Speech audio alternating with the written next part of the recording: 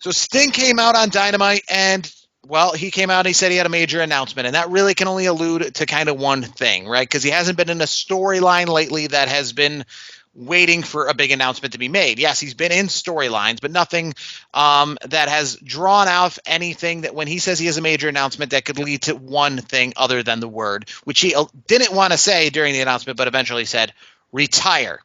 And Sting said in his Hall of Fame speech, and he quoted it at AEW, that when it comes to Sting, never say never. I was at his Hall of Fame in Dallas, Texas, back in 2015 when he quote-unquote retired. But clearly, obviously, AEW didn't even exist then, and he could now be considered an AEW Hall of Famer since 2015. But he did say that he is going to try to make one final retirement, a real retirement, one that he's satisfied with, and he has set the date.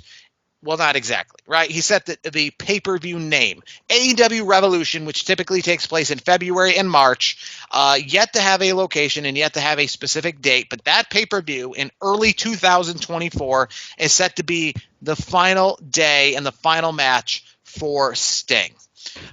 So my question to you, who are some potential final opponents on the Hall of Fame, without a doubt, WCW Hall of Famer, Impact Hall of Famer, WWE Hall of Famer in the sense of, well, I guess his time from WCW and they own that trademark, but also probably AEW Hall of Famer, Sting. Who should his final opponent be, and what are some names out there that you would be satisfied with seeing? Well, I'll start with four in particular, four legends in the WWE realm. We have Chris Jericho, that would be one. Then we would also have Edge, Adam Copeland as another one. Christian, Bryan Danielson, and then I'm going to give you my obvious choice, Darby Allin. I mean, I think it's kind of obvious at this point with the way Darby has been getting mentored under Sting's, under that tree, so to speak. I feel like, that would be the right guy for him, and I feel like anybody that gets Sting's final match will get an extra rub, and I think they want to give it to a young talent, which is why I don't think they'll go with the four names I mentioned, although the four names I mentioned would all present really good matches, I feel like. Another name that maybe is a real dark horse because we don't know what they're going to do with him at this point is Wardlow. I think Wardlow could, I've heard rumors where maybe Goldberg will come in and all that, which I don't foresee that. I think I don't think Goldberg and Sting would be, I don't think that would be Sting's retirement match, to be honest with you. But Wardlow has that Goldberg look. He's kind of, I call him the modern day Goldberg just because of the way he looks.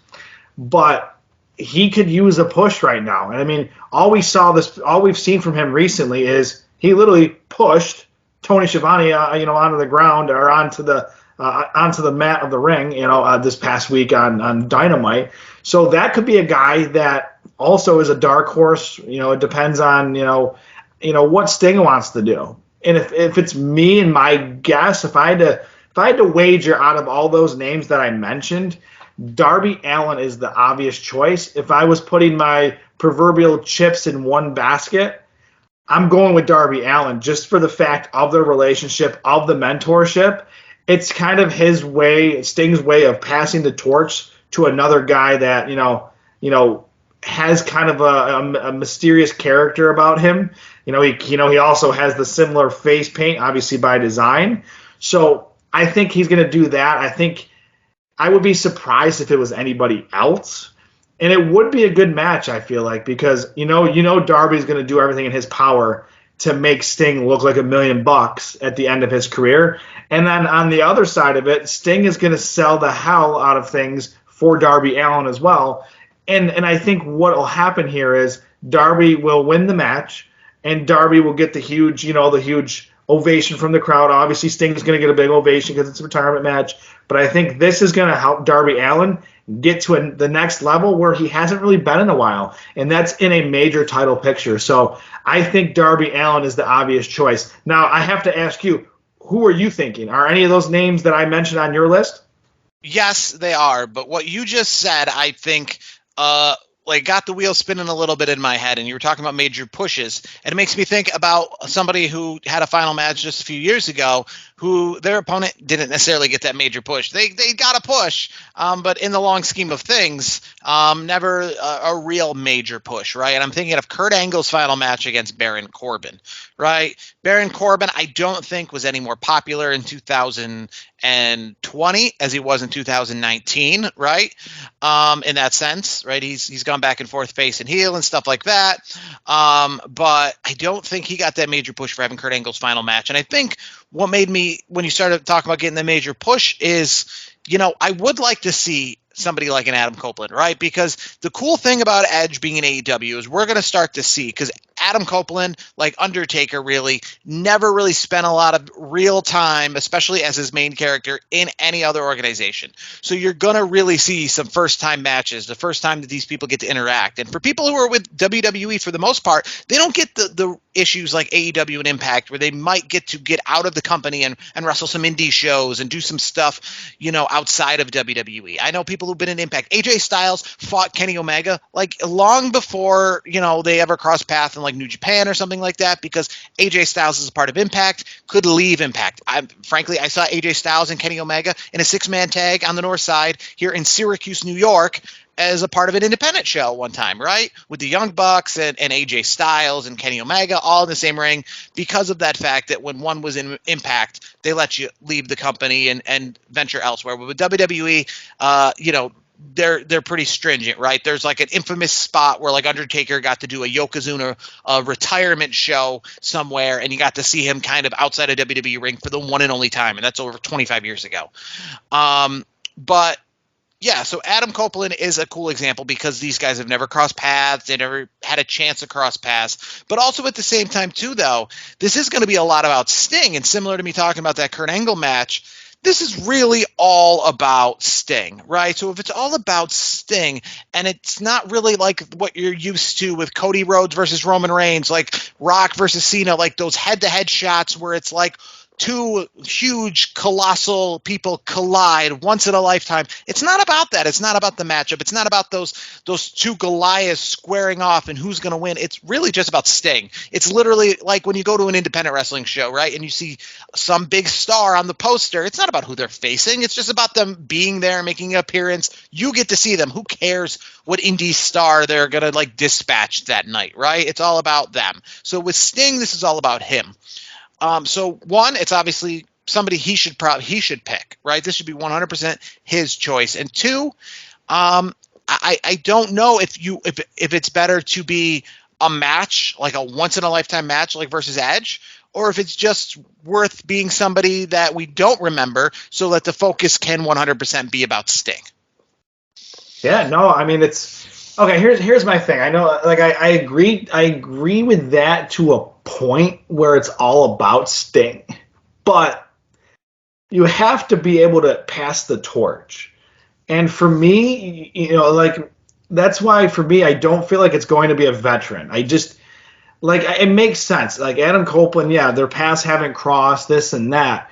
But Adam Copeland, to me, doesn't need Sting, and Sting doesn't need Adam Copeland, I don't think. I feel like Sting is about giving back to the business in a positive way for somebody who could use an extra rub. Like Darby Allin for like a good, I would say the first half of this, like, of AEW, the first couple years, he was one of like the pillars, as they mentioned. And to me, like, I watched, I can't say I watch AEW, every second, every week. But I watch enough of AEW to understand, like, Darby Allin isn't the shining star or the shiny toy that he once was. And I feel like Sting's mentorship of him I think it's all been part of the plan for a while, where, okay, these two are paired up. I bet you they have an understanding for the longest time that, yeah, when I'm done, you're my guy, Darby. You're gonna do the match. I feel like it's more of a, it's not if it's going to be if it's Darby Allin, it's going to be when are they announcing it's Darby Allin. And how are they going to build it? I do like the fact that it wasn't one of those retirements where it's like, all right, he's done, we'll see you later, he's not doing anything. They got till February or March to figure this out. So if they can do it right and Tony can really, Tony Khan can get everything built up just right, then he's going to get the right due, so to speak, and have a good storyline. It's going to put Darby in a really good position. I think overall, the way they're doing it so far, and I know it's early, it just happened this week, but so far so good. It's not one of those things like, yeah, I'm going to retire now. Like it was like, okay, I'm going to retire in like 3 months or 4 months, 5 months even. Good for AEW too, because they don't obviously they haven't announced where Revolution's going to be or put tickets on sale or any of that stuff. Yeah. So it's like kind of like the Royal Rumble, right?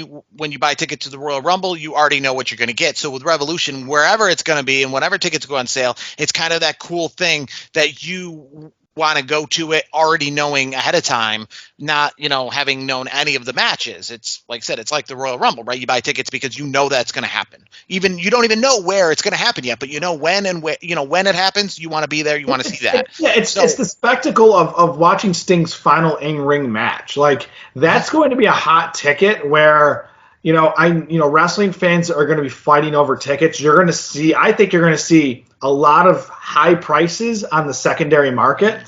So we'll see depending on the size of the arena and stuff like that.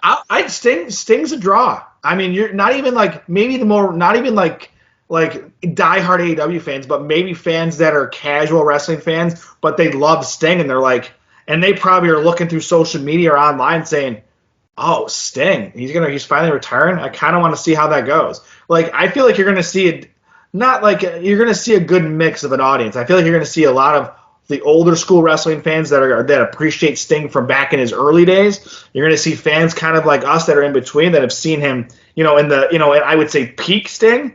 And then obviously the newer generation of fans that are, the younger wrestling fans, the ones that are behind, they're behind us in age. So like, to me, like it's going to be a really interesting crowd. I think you'll get a lot of folks from out of the country as well, because obviously there's a big fan base out of, across the pond, in Canada, in Mexico. You're going to see a lot of these, you're going to see, I think it'll be a hell of a draw. I'd be very surprised if it's not a hot ticket. I'm just curious to know when it's going to be and where it's going to be, because that could make a difference. Because if for me, to be honest with you, if it's close enough by and it's the price is right, it might be something to consider.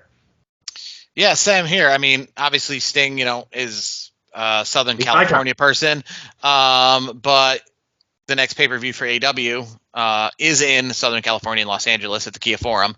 Yeah. So probably not a West Coast, maybe like an East Coast thing. Again, they just did the Seattle one, so the whole Darby Allin thing, that's kind of out there. And the next Ring of Honor pay-per-view is in Texas, so even though Sting, with WCW, maybe like Atlanta. I mean, because the whole WCW tie-in. I don't know how many. If AEW's, I don't think they have hosted a pay-per-view in Atlanta before. But obviously the tie-in, or Charlotte, right? Because of the also WCW tie-in. So kind of maybe those kind of things might be being considered right now. But no, it is interesting, and I think the best part about all of this is that, unlike in the WWE where he went out based on just, well, I'm not wrestling anymore because I had an injury and that's what's going on here, he's actually going to have a set date. It's not just stay. He's going to look back on it and say, that was my last match. He's going to be able to go in knowing it's his last match, unlike what he did in the other companies, right? So that, I think, is the benefit here. I'm very curious to see. I think Darby Allin's a good one. I will say Samoa Joe possibly as well is a good choice because of their tie with Impact Wrestling. Samoa Joe obviously still pretty young himself. But some people that I would say no to. I would say no to Goldberg, right? Just because I don't want to see Goldberg anywhere at any time, right? And Goldberg is not that kind of, and I understand it's not going to be a long match, but Goldberg, I don't know. He's not. Goldberg is like Brock Lesnar, one of these guys who's like a quick jackknife pile driver, that kind of thing. That's not what we want to see. Well, here's the other thing too. Goldberg, he has a reputation for being stiff in the ring and not always safe, according to guys like Bret Hart. Obviously, Bret Hart has obviously put that out there very publicly. So, like, for me, I don't think Sting is going to be putting himself in a match where he doesn't fully trust the performer to get them from bell to bell in one piece and safely. Well, we will see. as the coming months come on what will be Sting's final match in 2024.